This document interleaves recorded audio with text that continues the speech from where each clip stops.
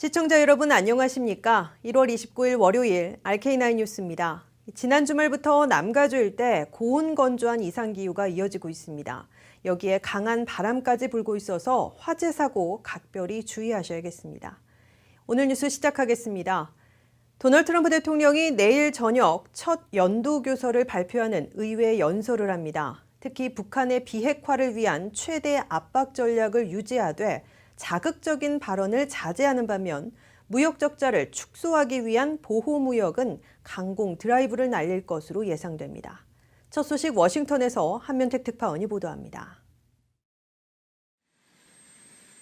도널드 트럼프 대통령이 첫 번째 연두교서에서 안전하고 강하고 자랑스러운 미국 건설을 주제로 국가안보, 경제와 무역, 이민개혁, 사회인프라 개선 등 5대 핵심 이슈들에 초점을 맞출 것으로 보입니다. 트럼프 대통령은 동부시각 내일 밤 9시부터 1시간 이상 계속될 상하원 합동회의소의 첫 연두교서에서 임기 첫 해 국정 상황을 보고하고 2000년도의 국정과제를 제시합니다.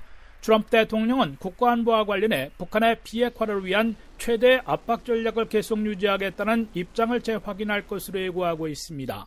첫 연두교서 전야에 트럼프 대통령은 유엔 안보리 이사국들의 유엔 대사들을 백악관으로 초대해 오찬을 함께하고 북한을 비핵화하겠다는 미국의 목표는 변함없으며 이를 위해 현재와 같은 최대 제재 압박 전략을 지속하겠다는 의지를 밝히고 각국의 협력을 요청한 것으로 보입니다.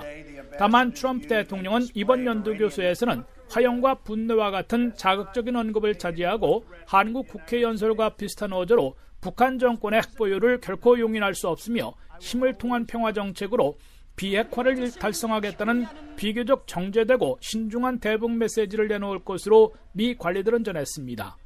트럼프 대통령 이와 함께 이번 연두교서에서는 무역과 이민 문제에 초점을 맞출 것이라고 공개했습니다.